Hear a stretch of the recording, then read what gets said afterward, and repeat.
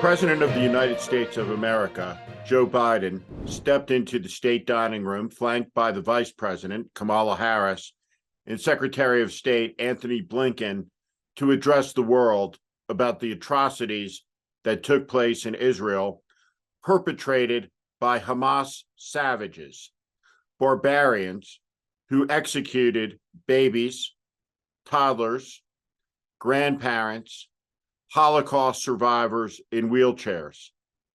The President of the United States spoke to the evil specifically. Let's watch.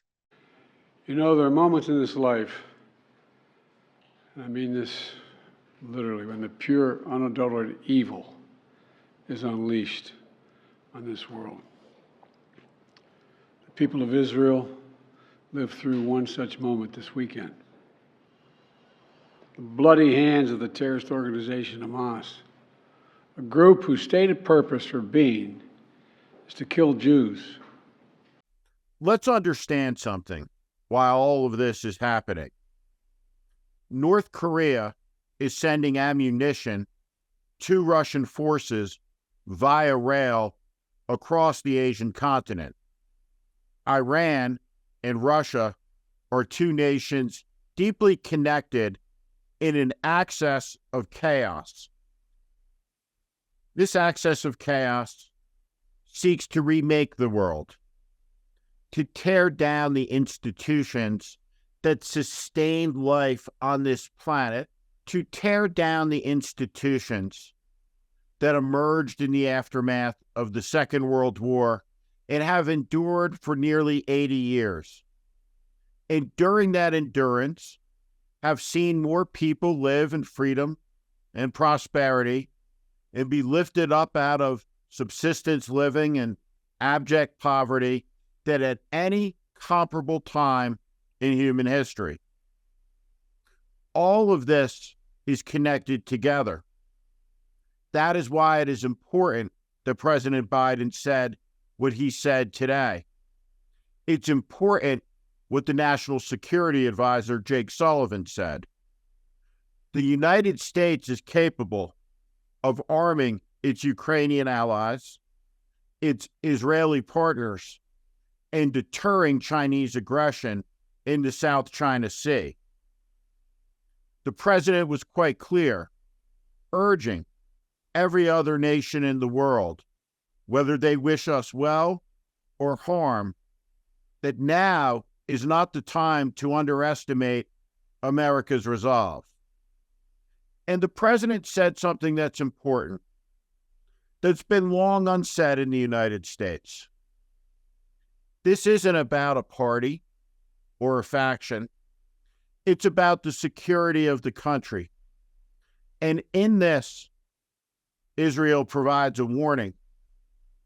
Because what you're seeing in Israel is the cost of a political selfishness, a political narcissism, when the national interest becomes subordinate to one man's ego, to his narcissism, to his ambition and insatiable appetite for power. There's such a man in Israel. His name is Benjamin Netanyahu. And there's such a man in America. His name is Donald Trump. We see a virus in Israel and in the United States, a decay in politics, in leadership, just as corruptly and outrageously, Rhoda Romney McDaniel, a woman who dropped the Romney from her name at the insistence of her leader, Donald Trump, saying that this attack is good for Republicans, that the death of over 1,000 Israelis is good for Republicans, that war is good for Republicans,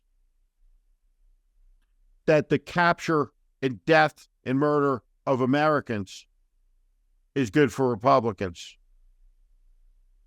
Why would the chairwoman of the RNC say something like that? Why would she say something so profoundly immoral, so deeply detached from any concept of decency, patriotism, sense of obligation or duty. Think about it. The Republican Party is the third oldest in the world, and its chairwoman is happy that there was a terror attack from Hamas across the Gaza border where Americans have been killed and captured and 1,000 Israelis slaughtered, because she thinks the politics will cut against Joe Biden, that they'll help Kevin McCarthy. How sick is this woman? How depraved is her political party? How toxic is her cause? Truly, there are no words. At what point are we able to look at something like that and call it by its name, to assess it for what it is, as a current and present evil? How can her leadership possibly be abided atop the Republican Party? The answer to that, of course, is simple. Because even a greater virus than she controls the party, lock, stock, and barrel. The leader of that extremist cause, of course, is Donald Trump.